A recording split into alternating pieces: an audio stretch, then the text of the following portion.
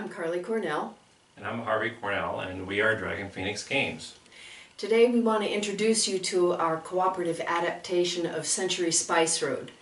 This is a 2 to 5 player adaptation, and Harvey will tell you a little bit about the objectives. Okay, well, in the normal Spice Road game, you're just playing for points, and we're still playing for points in this adaptation, but we have a different. Instead of playing for a certain number of cards and then adding up your point total, we're playing to specific point objectives. And depending on how many players are playing and whether you want to play the beginner, advanced, or expert levels, the point objective varies.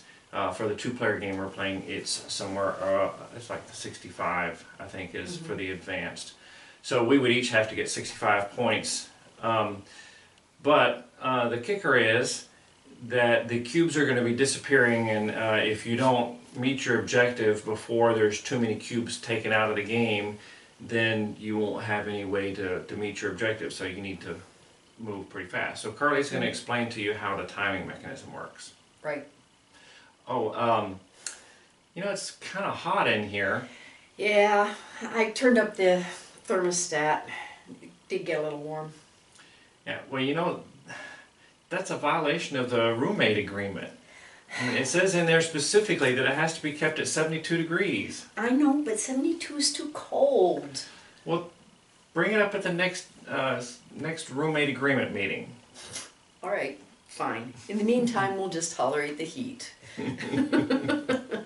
So, how our timing mechanism works is we have a countdown where at the end of each of our turns, we are going to pay the piper some number of 2 cubes. Normally we play with yellows because they're the least valuable in the game. But you can pay with any color cube. You can see we've paid a bunch already. So at the end of the turn, I'm going to owe 2 cubes, unless I have taken a point card, or if I have taken one of the market cards by paying for it. So taking the free card, that doesn't get you off the hook. But taking any one of these cards and paying for it with a cube in the normal fashion of the game will allow you to skip the paying the piper piece. So the way it works is we take it from the general supply, and if it was time for me to do this, I'd look at it and I start from the rightmost edge where the deck is, and I count to see which card has the fewest cubes on it, and then I place my first cube on that one. You see here we had 2, 4, 4, 3, 3, 4. So I place my first cube here. Now I evaluate again for this cube, and I've got 3, 4, 4, 3, 3. This is still the lowest, so I'm going to put it here. So that's how this would work. Yeah, the lowest and the closest to the deck of those that had that same number. Exactly. And by the way, it doesn't matter whether the cubes on the card are yellow, red, or green. You're just counting number of cubes to decide where to place it. Yeah, not interested in the value at this point. But the value does become important when you start removing the cubes from the cards, and Harvey's going to tell you about that. Right. Okay, so in the normal game, if you claim one of these merchant cards, then you get to take the cubes off of that and put it on your caravan for you to use during your play. But we're not doing that in this variant of the game. Basically, the cubes on the cards are lost to us, and they're going to go out of play into something we call the dump at a certain point in time. And when you do that, whenever you acquire a card, the cubes on it are going to go out of play. Although you do get a chance to substitute. Say, for example, you wanted to acquire this card, which has 4 yellows on there. Now, yellow being the lowest on the totem pole for the cubes, I mean, we've kind of assigned a point value of 1 for yellow, 2 for red, 3 for green, and 4 for brown based on their hierarchy. So if you're going to acquire this card, then we have to put 4 points worth of cubes in the dump. We could just put these 4 in the dump, or you're allowed to substitute as long as you're putting 4 points in. So, you know, a brown is worth 4 points. So you could say, well, I want to keep these in our supply and put one brown over here. So you have put the 4 points. That's allowed. Or you could do it another way if you wish. I mean, you could pick 2 reds. Yeah, you could put 2 reds over there and keep the 4 yellows. However you want to do it, as long as you're putting the 4 points over there. So you get to make that decision only when you can't just do it any time in the game. You can do that when you're acquiring that card and you have to put something into the dump. Now the other thing is, these cubes are out of play. However, there is a way to get some of, like suppose you're running out of yellows and you need some of these yellows back over here to keep playing. There is a way to get some back, and that's where the coins come into play. We're still using the coins the way we normally do, in that you get them when you take the cards underneath them. But if in this game, if you have a silver coin, you can use it to make one trade between the dump and the supply, and likewise the gold would allow you to make 3 trades between the dump and the supply. So if I had a chance to make one trade, what I could do is say, well, I need a bunch of yellows over there. I could just take 4 yellows and trade it to the supply in exchange for 1 brown, for example. Or suppose I needed reds, I could say take 4 yellows and then put 2 reds over there. I mean, I don't need reds, I needed yellow. Anyway, I can trade however I want. I could trade, you know, a yellow and a green for a brown. Just whatever trade I want to make, one trade, or 3 trades if I have the gold. Right. And so that's the way we, but regardless, the point value in the dump never goes down. It can only stay even or go up. So it's going to slowly take the cubes out of the game where we can't use them.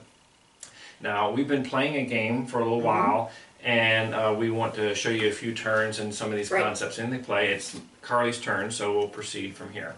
Okay. So I am interested in this card. I've been building toward that. So I'm going to play a card that allows me to exchange 2 red cubes for a brown and 2 yellows.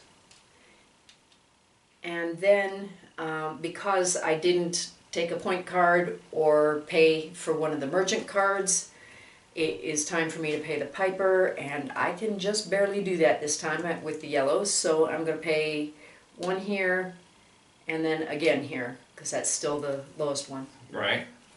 Okay, And so then it's my turn. Now I notice that there's only 1 yellow cube here. If I take an action that I have to pay the piper, I may have to use red, which I can do, but they're more valuable.